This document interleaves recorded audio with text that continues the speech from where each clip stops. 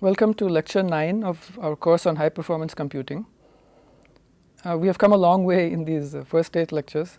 Just to remind you what we saw in the previous lecture, we had studied the MIPS One instruction set architecture. This is going to be the machine language that we will use in understanding the behavior of programs. And we had looked at a particular example of how a C function call and return would be implemented in the MIPS One assembly language or machine language.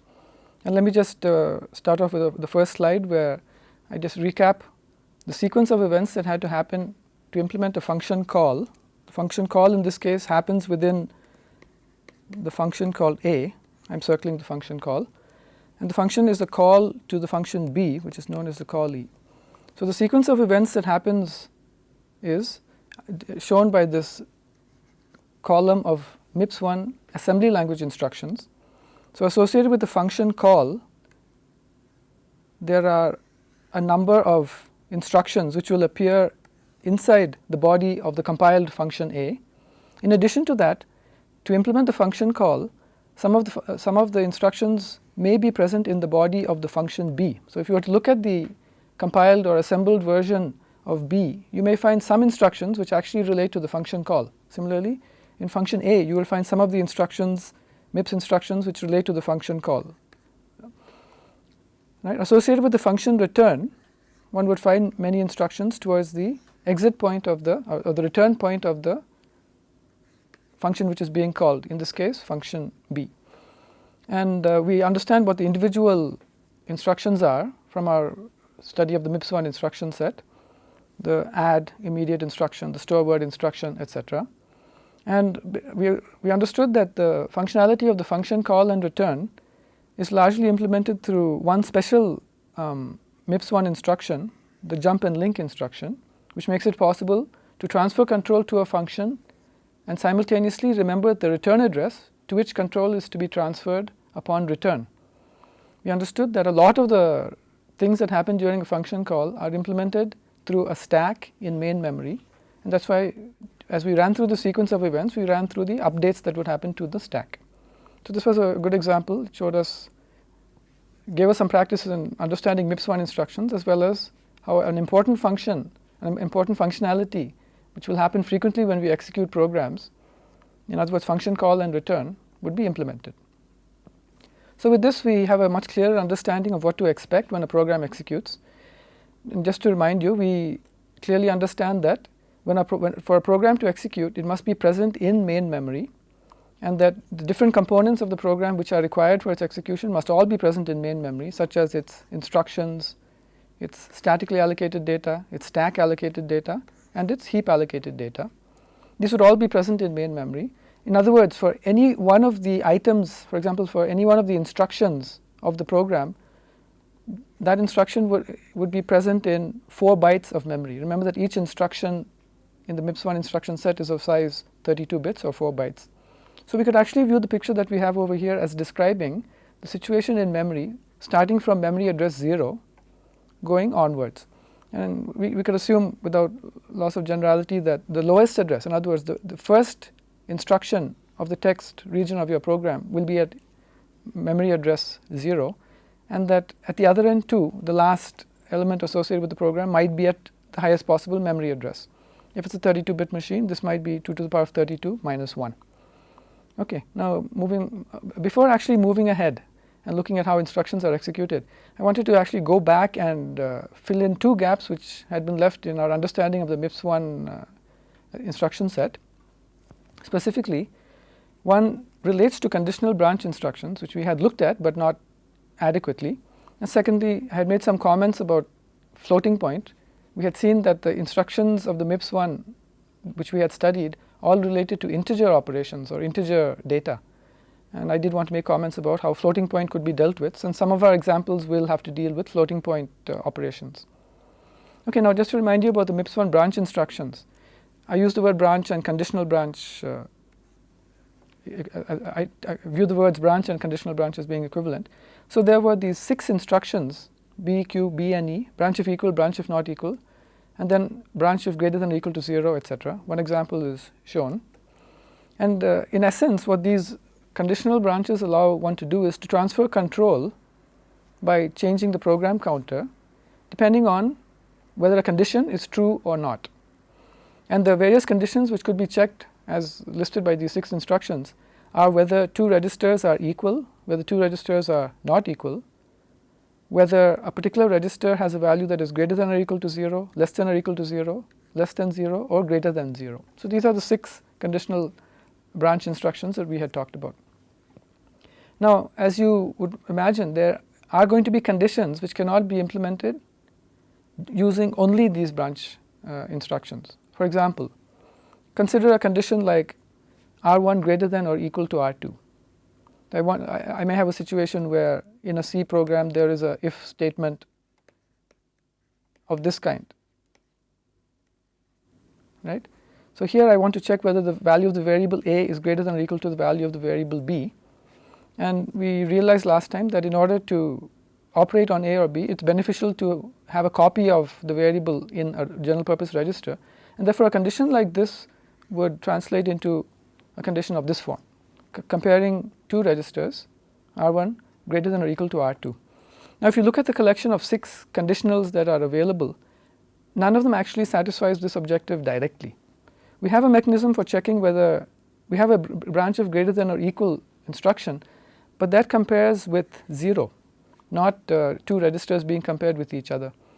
Therefore, this will require a little bit of thought, but it doesn't take too much time to realize that we could use the branch of greater than or equal to 0 to create the condition that I've underlined over here, R1 greater than or equal to R2, by the simple mechanism of rewriting the condition as R1 minus R2 greater than or equal to 0. In other words, if the compiler or if I had to achieve this condition check, then I could actually do the computation of R1 minus R2, and if R1 minus R2 is greater than or equal to 0, then I know that R1 is greater than or equal to R2.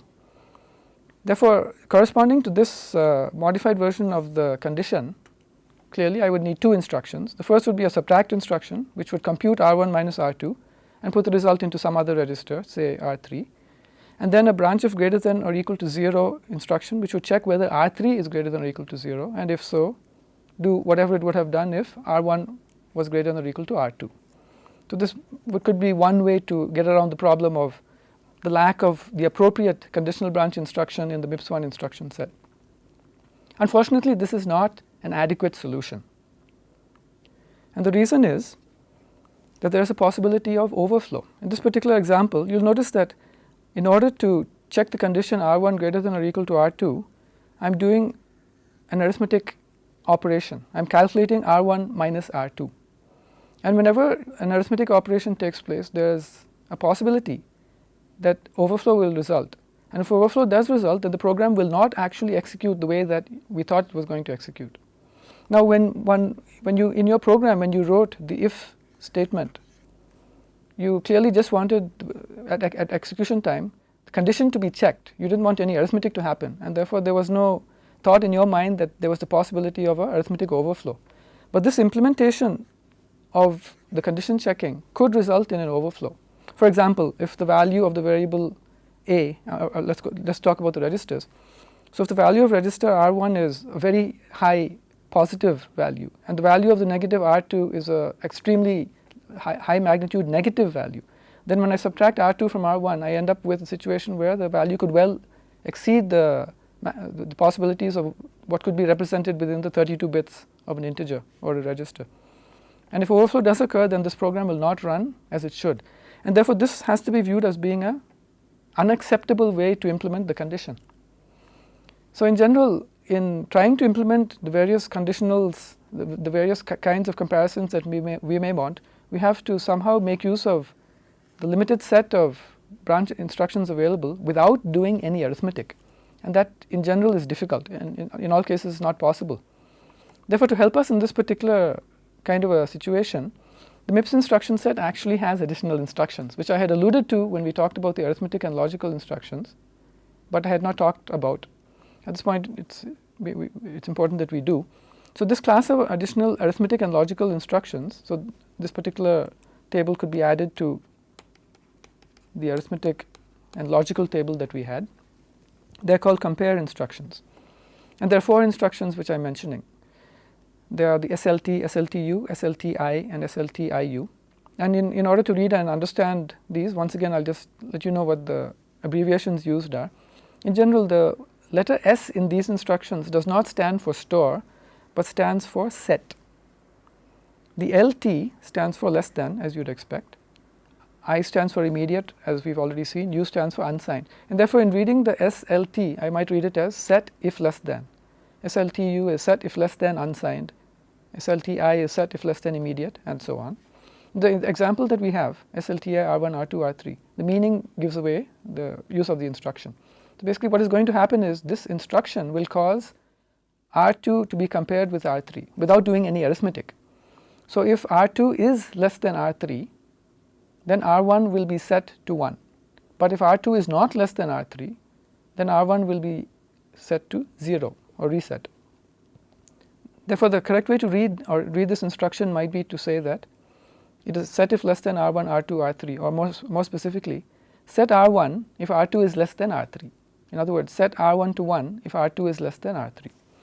And this gives us a way of implementing conditions without doing arithmetic and raising the possibility of overflow. And that is the sole reason that these instructions are included in the instruction set. So let us just look at the example which we had just seen. So in a program that you have written, you have an if, and you have to check a condition of the form R1 greater than or equal to R2. And I am fleshing it out a little bit more over here. Specifically, I am in a situation where I have this if then else. If R1 is greater than R2, I have to execute statements of the then part, and I am not going into what the statements of the then part are, but could be any collection of statements. Otherwise, in other words, if R1 is not greater than or equal to R2, then I want to execute the statements of the else part. And I want to check the condition without doing any arithmetic, so I will be using the SLT. So the way that this could be done is, first of all, I could see, now the one thing to note here is the condition that I can check is less than. So I can check if R1 is less than R2. But specifically here I am interested in finding out if R1 is greater than or equal to R2. So one has to think a little bit carefully about this, but let us just see what code I have written and we will check if it sounds correct. So this SLT instruction that I have written is going to set R3 if R1 is less than R2. Here I have written a comment just to explain what the intent of this instruction is. The intent is that if R1 is less than R2, then R3 will be set, otherwise R3 will be reset, we will have a value of 0. What does it mean if R1 is less than R2? This means that R2 is greater than or equal to R1, right? And that therefore, if R1 is less than R2, that is the situation where I actually want to execute the else part. And bearing this in mind, if R3 is actually set equal to 1, I want to execute the else part, which means that if R3 is not set to 1 by this instruction, I really want to execute the then part. So with a little bit of thought, we realize that I can use the check for less than in order to handle this particular condition, but depending on whether in this particular case if R3 is equal to 0, I want to execute the then part, and if R3 is 1, I want to execute the else part. Therefore, in what follows, I check whether R3 is equal to 0 using the branch if equal instruction, and if R3 is equal to 0, I transfer control to the then part as we had just reasoned. Therefore, this is again I suggest that you try to look at this more carefully, look at the various possibilities and satisfy yourself that this is the correct implementation of the if then else, and further there is no danger of overflow happening as a result of the condition checking. So in general, the SLT, the compare instructions were included for this purpose. I should mention that there is no additional set of set if greater than instructions. These are the sole compare instructions that are available, suggesting that with this set of instructions, in other words just the capability of setting if one register is less than another, one can actually achieve all the possible condition checking that could be required, along with the branch instructions listed in the previous slide. There is also the possibility of comparing a register with an immediate value. Alright, so much for our complete understanding of the branch instructions. The second issue relating to the MIPS One instructions, which I wanted to complete before moving forward, relates to floating point. you'll remember that our discussion of the MIPS One instruction set discussed only integer operations, integer registers and so on. But I had mentioned in passing that there are extensions, or in MIPS 3, MIPS 4, MIPS 5 instruction sets there was floating point arithmetic available. So for the moment we are going to assume that the way that the MIPS 1 implements floating point instructions is using a separate set of floating point registers. In other words, the floating point values are not loaded into the registers that we called R0 through R31. Those were used only for integers. The floating point data will be loaded into a separate set of registers. And regarding the separate set of registers, we'll understand that there are 32-bit floating point registers. Just like there were 32-bit general purpose registers called R0 through R31, there are 32-bit general purpose floating point registers. And we might henceforth refer to R0 through R31 as the integer general purpose registers, or as the integer registers. So we have F0 through F31, each of which can contain a 32-bit floating point value represented using the IEEE floating point representation. And in this case, so now we do know that there's a possibility of double floating point values. So the question does arise of what about a 64-bit floating point value, such as would have resulted if I had a C program in which there was a variable called x declared as double. In this case, the way that things are implemented in the MIPS 1 would be that value would be loaded into a pair of registers, 2 registers adding up to 64 bits. And the way that this would be done is that an even odd pair of registers would be used. And what I mean by this is the pair F0, F1, with F0 being the register that is used to name the pair. Right? So one can also handle double precision or 64-bit floating point values using this convention, and this could be what is implemented by the hardware, which takes care of the programs. Okay, now, so that's about the registers. There will obviously have to be additional instructions, because I cannot add 2 floating point values in registers F0 and F1 using the add instruction for integers, because the add instruction for integers related to hardware that could do integer addition. So there must be additional instructions for floating point, and I'll just mention a few of them. First of all, there must be load and store instructions, just as we had related to the integer general purpose registers R0 through R31. There must be a separate set of load and store instructions relating to the floating point general purpose registers. And in our examples, I may refer to them as load float, which will load a 32-bit value from memory into one floating point register, or load double, which will load a 64-bit floating point value from memory into an even odd pair of registers, such as into F0, F1. So there will have to be loads and stores, because frequently used data will still have to be copied into registers for the benefit of our program. Then in addition to this, there must be arithmetic instructions, and the kind of notation which I will use is that I will assume that there is an additional add instruction for floats, which I will call addf. And since we are also concerned about doubles, there might be an additional add instruction for doubles or 64-bit floating point values, which I will refer to as add-d, which you can read these as add float and add double. In some books you may find different notation used. For example, they might use the notation add.d for add double and or add.f for add float. But bearing in mind that these are just assembly language type notations, it doesn't really matter too much what we use in our examples.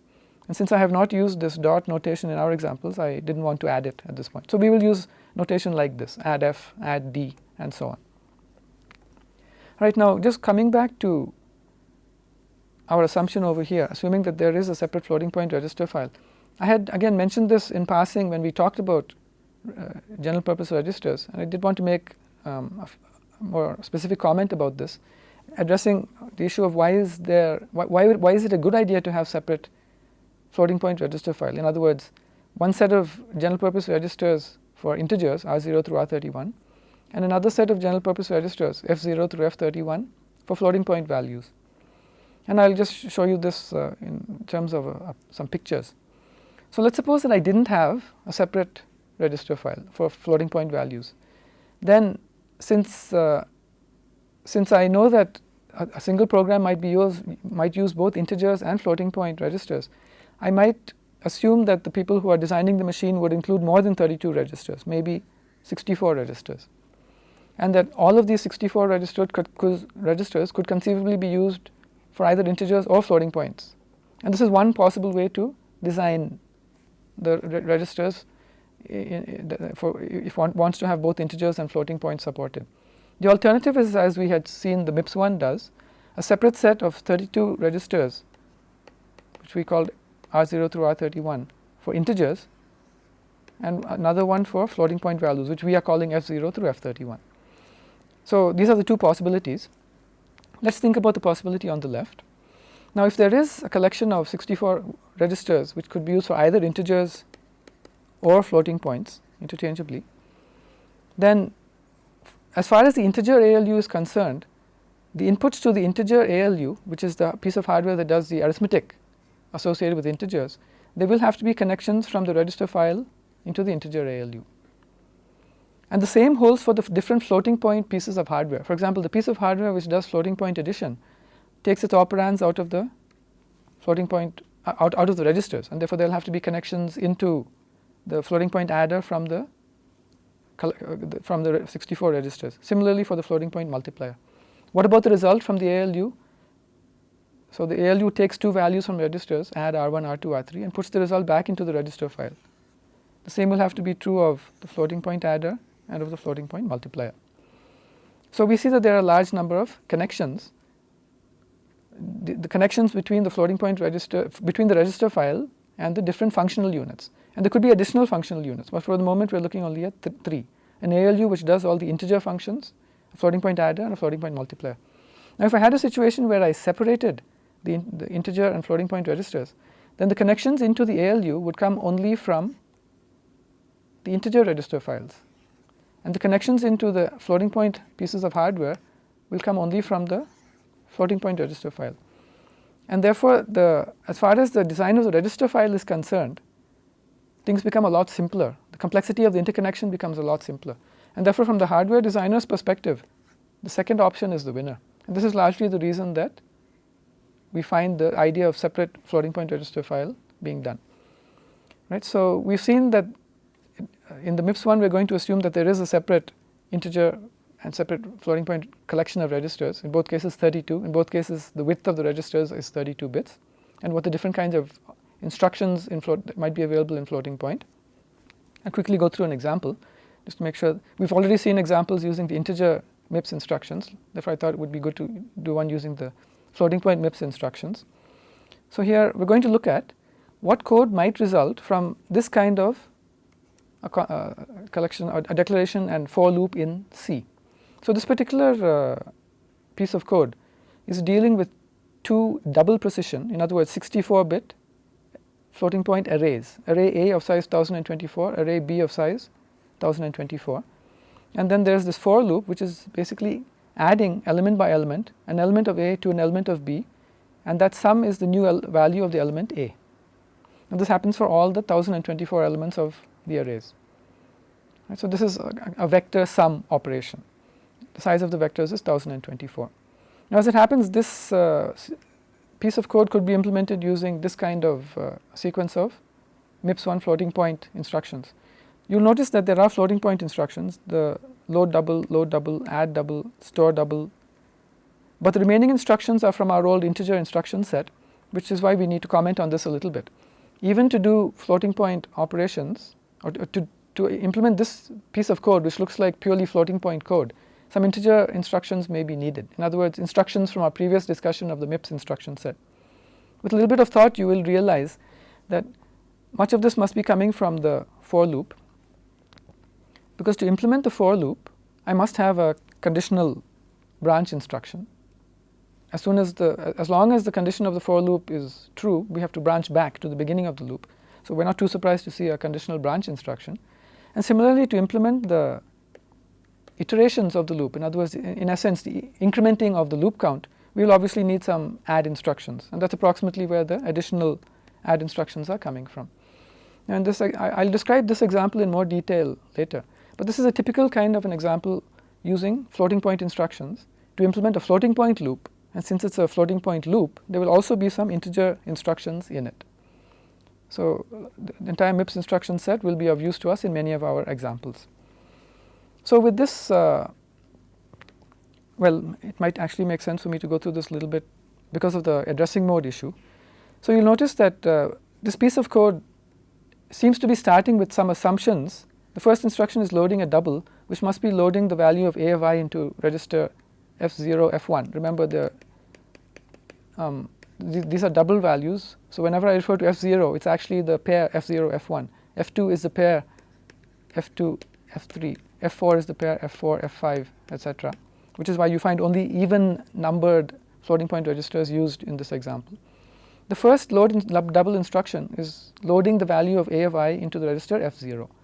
And the starting assumption of this piece of code is that the address of a of 0 is available in register R1, which is why we just start by loading from the base displacement address 0 R1 into register F0. Later in this loop, you notice that we increment R1 by 8.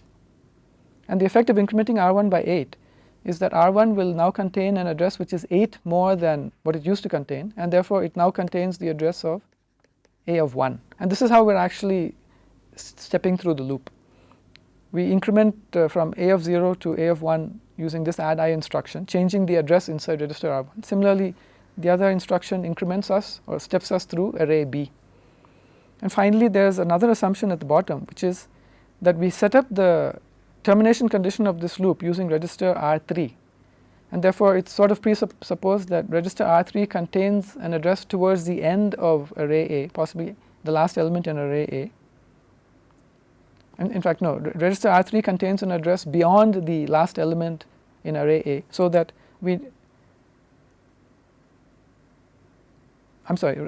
so that as soon as we find out that R1 is not equal to R3, as long as R1 is not equal to R3, we know have to keep looping back. But as soon as we have incremented R1 so that it becomes equal to R3, we know that we have just gone past the last element in the array. So R3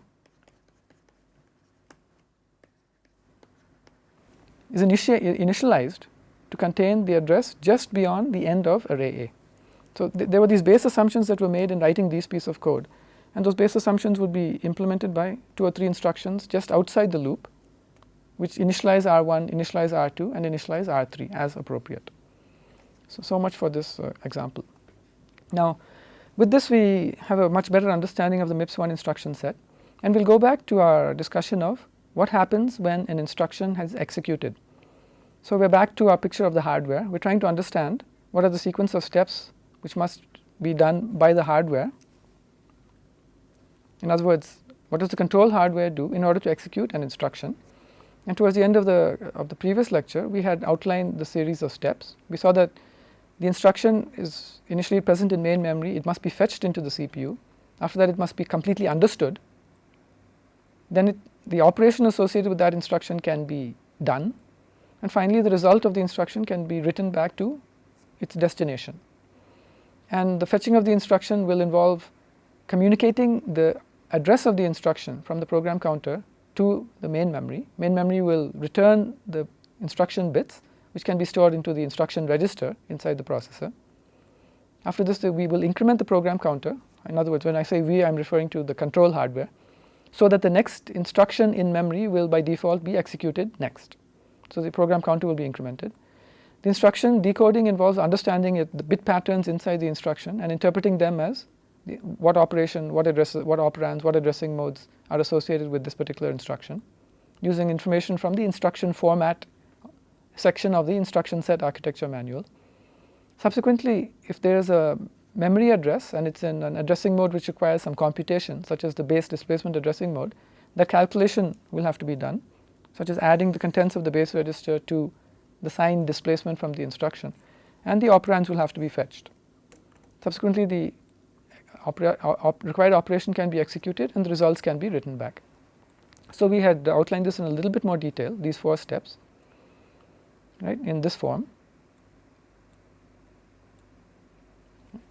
And I'll just draw your attention to the fact that in this executing the operation will involve triggering the appropriate functional hardware. For example, if it's an add instruction, the ALU must be triggered to do the particular operation, the add operation.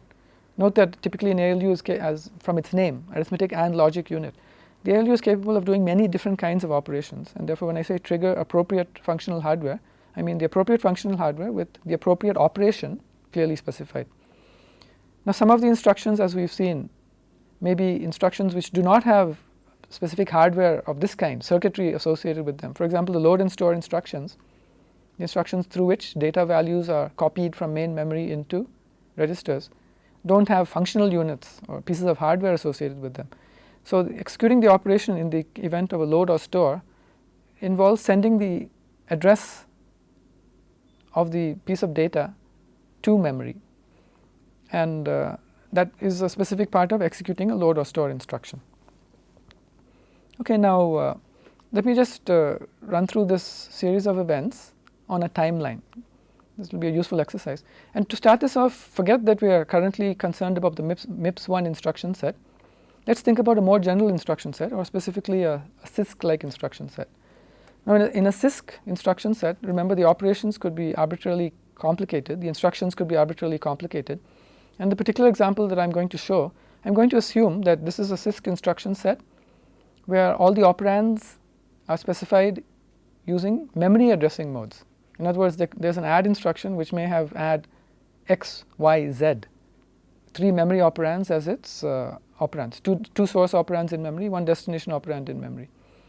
Okay, now what I mean by timeline of events is I'm actually going to show the sequence of events in terms of the order in which they might happen. And we're going to draw this timeline showing intervals for the approximate amount of time that any one of these steps might take. So the first thing that happens is that, as we saw, the program counter value has to be sent to memory. And since memory is operating on a time scale which is 2 orders of magnitude slower than the processor, it will take a fair amount of time, which I'm showing by this large interval in the timeline. So this might be the 100 nanoseconds that I was talking about. So at the end of 100 nanoseconds after the program counter value has been sent to memory, memory will respond with the instruction, and the instruction will end up in the instruction register. The next thing that can be done is the program counter can be incremented, and that's not going to take much time. Therefore, I show it by a very small interval on the timeline. This could be that 1 nanosecond, as well as the instruction being decoded. So both of these might happen in this much amount of time. So the way you should look at this is a small time interval, maybe about 100th the time interval to its left. What happens next is the instruction at the end of this, at this point in time, the instruction has been understood, and therefore its operands can be fetched. Now for each of its operands, given that this is a CISC instruction set, there may be the need to calculate its address. Each of the operands is a memory operand, and it's possible that the operand address has to be calculated using a base displacement addition. So there's this small amount of time to do the operand 1, in other words the first source operand's address calculation.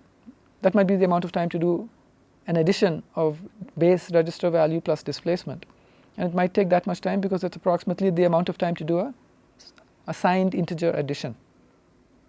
Subsequently, that address can be sent to memory, and memory will respond with the value of that first source operand. So that's that 100 nanosecond time interval that we talked about. The same thing will happen with the second source operand. So its address will have to be calculated. It too might be specified in base displacement addressing mode. A long time in which the operand is fetched, once again the 100 nanoseconds for the memory to respond. Then there is then the operation itself will happen. If this was an add instruction, then the amount of time to do the add, which is a small amount of time because it is happening at CPU speed. Subsequently, the result will be written back to the destination, and once again the destination is in memory, therefore it takes a large amount of time. So just remember, this is a timeline which is drawn assuming that we have about a 2 orders of magnitude difference in the speed of the processor and the memory. That factor of 1 nanosecond versus 100 nanoseconds that I had just referred to. So this is approximately what the previous outline would mean in terms of the sequence of events on a timeline. And we could draw something similar for a risk scenario. In the risk scenario, the base assumption would be, the timeline will, I'm showing the timeline much smaller, but the base assumption would be that unless it's a load or store instruction, the operands would be coming out of registers, and that the only situation in the execution of an instruction where memory would be involved would be in fetching the instruction from memory in the first place. Therefore, here we are considering something like an add R1, R2, R3 risk instruction. Right. So, associated with the operands, there is no need for any memory operation, but associated with fetching the instruction, there is the need for a memory operation. And therefore, the sequence of events would initially look very much like they did for the CISC instructions machine. In other words, in the beginning, the program counter value does have to be sent to memory, and memory will respond 100 nanoseconds later with the instruction. But subsequently, the instruction can be, the program counter can be incremented, and the instruction can be decoded at processor speed, a very small amount of time. The operand address calculation can be done. In this case, the operand address calculation is actually done as part of the decode, just determining that the first source operand is R2 and reading R2 out of the register file, which may take about this much file. So, instead of calling this address calculation, I might call it operand 1 operand fetch. In other words, the amount of time that it takes to read the value of register R2. Right? And so this interval of time would not be necessary. So let me just quickly correct this. So just forget about this interval of time. This is not necessary. So shortly after operand 1 has been fetched, which will happen over here, operand 2 will be fetched, which will happen somewhere over here. So just ignore that large gap. That's a mistake. And very soon after that, the operation will be done. So in effect, if I look at the timeline, I'll read out the timeline over here. We started off with a large interval of time for fetching the instruction from memory. After that, there was a small interval of time for fetching, for incrementing the program counter and decoding the instruction. A small interval of time for fetching R2, a small interval of time for fetching R3 possibly, a small interval of time for doing the operation, and then a small interval of time for writing the destination register R1. As opposed to the CISC timeline, which looked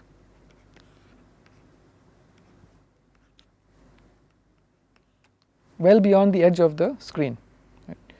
So, just to compare the two, even with this error in this particular diagram, the amount of time to execute the one RISC instruction was much smaller than the amount of time to execute that very complicated CISC instruction, which gives us a little bit of an idea about why the RISC instruction set and machine I had indicated is a little bit more popular than CISC instruction sets today. Let's just think about this a little bit more. The only way to think about this is to actually look at some pieces of code or piece of code which is written both in the RISC and in the CISC instruction set, and trying to see what happens. Because from these timelines, all that we can understand is that we might expect that the amount of time to execute a simple RISC instruction could be much less than the amount of time to execute a complex CISC instruction. And that is largely dominated by the need to access memory multiple times, but could be due to other factors as well. So as a quick aside, let's just look at a small code segment and try to look at the CISC versus RISC equivalence in terms of what might the result of compilation of that code segment might be. So I'm taking a somewhat odd example. Here we have two C instructions which relate to operations on an array A and an array B.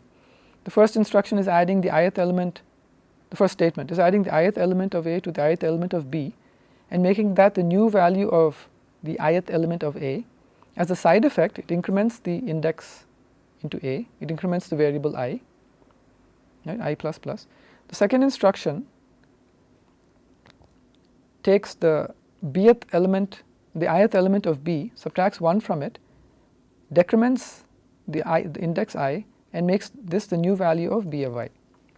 Okay, so sum two instructions, sum two statements. Now in a RISC instruction set, as you will imagine, there is the need to load each of the operands. In other words, A of I will have to be loaded into a register, B of I will have to be loaded into a register. After that, the addition can be done. After that, the result can be stored into A of I, and so on. So we expect that each of these references to an array element will cause either a load if it's on the right hand side, or a store if it's on the left hand side, instruction to be generated in the case of the RISC instruction set. And briefly, the net result might look something like this. Two load instructions corresponding to the references to A of I and B of I in the right hand side of the first statement. Then there is the add corresponding to the add of those two values. After this, there is a store corresponding to the storing into A of I, another store corresponding to the storing into B of I, and the updating of the values of well, in this particular case, the values of the array indices. So this may not be entirely necessary, but some sequence of instructions, as we will quickly understand. Whereas in the case of the CISC instruction set, as I had indicated, if each of the instructions can have multiple memory operands, then the first instruction might just be an add. And over here we have the notation that we had used for post increment addressing mode. And the post increment addressing mode might be useful for the I++ operation over here. Similarly, the post decrement addressing mode might be useful for this I minus minus addressing mode over here. The net effect in spirit is that there may be very few instructions that have to be executed in order to achieve these two statements in a CISC instruction set.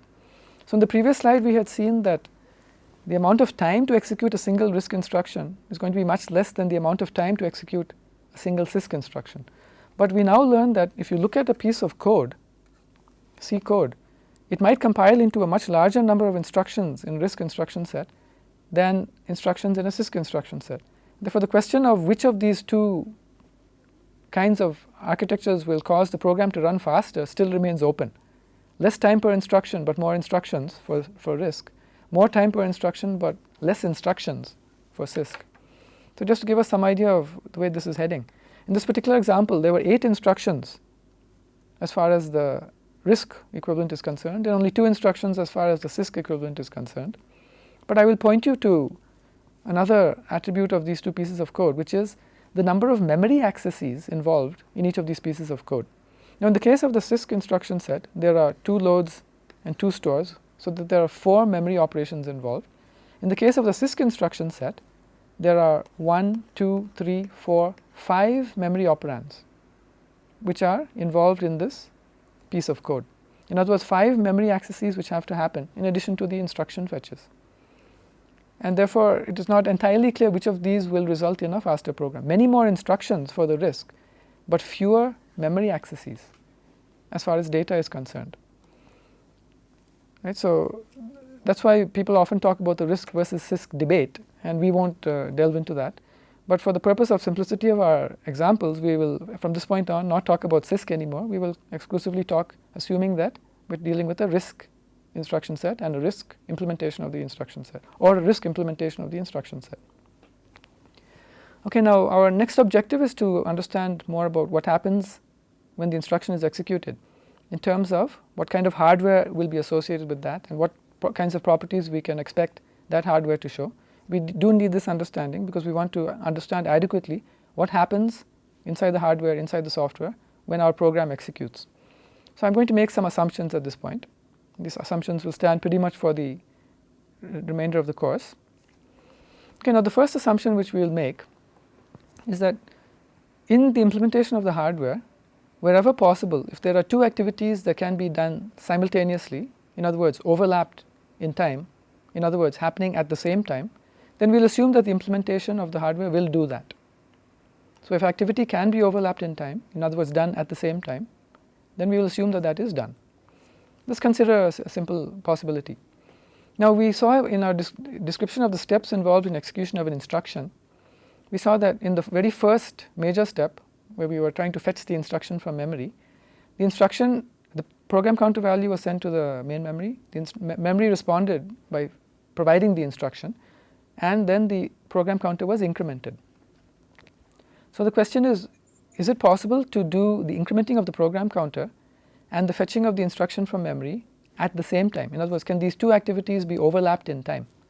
Until now, when we drew the timeline, we were showing all the activities as happening one after the other. The timeline progressed to the right. If I can overlap two things in time, then instead of the sequence of events taking 4, if two of them can be overlapped in time, then they'll happen at the same time.